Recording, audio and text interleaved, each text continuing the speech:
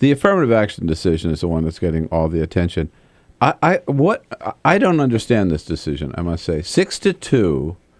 It seems to me what the court said in this decision, that allowing voters to decide whether or not a state applies affirmative action or not, it's just like basically the court saying, we just wash our hands of the whole mess. We don't care what happens. Yeah, so there are a lot of interesting things going on with this decision. There are several levels to this opinion. So the plurality, which is just Anthony Kennedy, who wrote the decision, Chief Justice Roberts and Justice Alito, they try to make the case very simple, saying this isn't about the constitutionality of race-conscious admissions programs. We're not touching those precedents that have said that some of those programs are okay.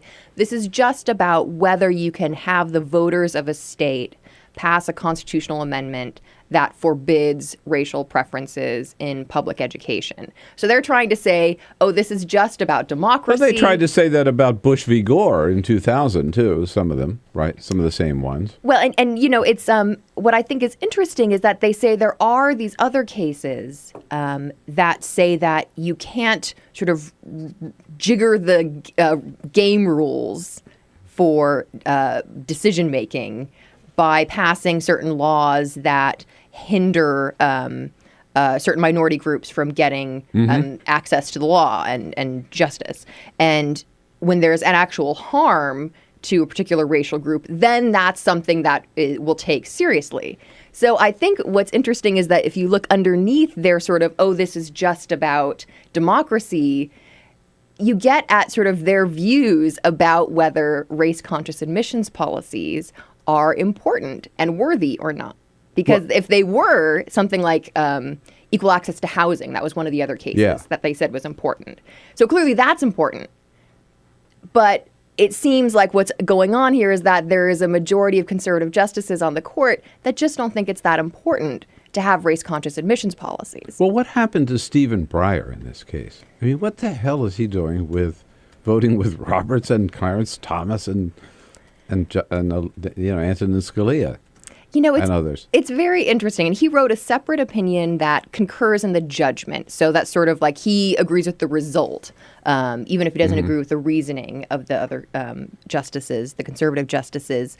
But I think what he was trying to do is sort of narrow the reach of the ruling. But his opinion doesn't do that because he's the only one who signed on to it. Yeah. Well, then you got Sonia Sotomayor, a blistering dissent, who says basically, yeah, I know affirmative action is important because that's how I got into Princeton. And I've seen, and I know millions of other people who've also been helped by affirmative action. It's never, it doesn't say, if you're black, you get into UC Berkeley, right? It just says that that's one thing they can consider to try to have more diversity on campus. And I love Sonia Sotomayor where she concludes, we cannot sit back and wish away rather than confront the racial inequality that exists in our society.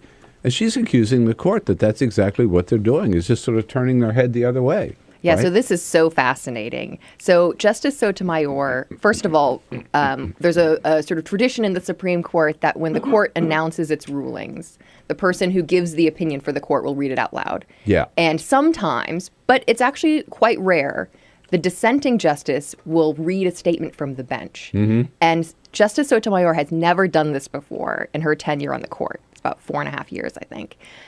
And she actually gave an interview last month with Linda Greenhouse saying that she just didn't think that was really something that really should be done, even though it was sort of a testament to how fiercely you believed in these positions. So for her to read from the bench yesterday, not just any dissent, but this particular dissent that does touch so close to home. She wrote about this, she's spoken about it extensively, shows just how passionately she believes in what she wrote in her opinion. And I think one of the most powerful things, as you said, Bill, is that she is speaking directly to the issue of race in America. Yes. And she speaks about it very frankly and says, you know, in direct sort of rebuke to Chief Justice Roberts, who has said before, the way to stop discrimination is to stop discriminating. Exactly. And she speaks directly to that and says, no, the way to stop discrimination is to speak candidly and frankly about race matters in this country. And to confront it. Exactly. Use her word. Right. And then there's a really I thought, rather unusual separate concurrence that the Chief Justice wrote. So Justice Kennedy wrote the majority or the plurality decision that Chief Justice Roberts joined. But then he added this sort of like half a page long concurrence that is really a direct response to Sotomayor saying, you know, we're not out of touch with reality and don't accuse us of being that way. Yeah. So it's this really interesting and very fierce battle between two very different views of the law, the Constitution, and race in America and its reality. We've seen the numbers. CBS reported last night in states that have overturned affirmative action, like Michigan, like California, like Florida, the percentage of racial minorities on campuses, at the great university campuses, is down as much as 25%. So there's no doubt that without affirmative action, you're going to see that happen. And there's also, would you agree, there's no doubt that this is a green light for state after state after state to do the same thing that Michigan did? It certainly is a green light. And, you know, I think that it's probably even an encouragement in some way for states to do that. And Justice Sotomayor notes that, you know, yes, this has a big impact on enrollment in these state universities. And it puts students and supporters of race-conscious admissions policies at a disadvantage, because if you want to go in and lobby admissions officials at a university for policies related to legacies or athletics or geography, you can do that. Yeah. But now, with respect just to this issue of race, you can't do that. You have to change the constitution of the state in order to do that. Isn't it interesting? One of our callers earlier this morning pointed out that it seems that the courts, not the Supreme Court yet, but the courts on the issue of marriage equality are moving toward saying, states, you have to allow same-sex marriage in your state. You cannot ban it. And yet on this issue, they're going toward the states saying, yeah, but you can deny affirmative action. So they're two opposite directions. Yeah, so this is really interesting, I think, and especially because the decision in the Michigan case yesterday is written by Justice Kennedy, who many people expect to be, you know, the important voice when it comes to marriage equality. Exactly. And if you recall from the Perry case, this is the one dealing with Prop 8 in California, the Supreme Court avoided getting to the merits of the case because it said that the backers of Prop 8 didn't have the legal right to defend it in court. Yeah, right. But Kennedy wrote a dissent from that ruling, sort of extolling the proposition process as, you know, this instance of democracy, et cetera, et cetera.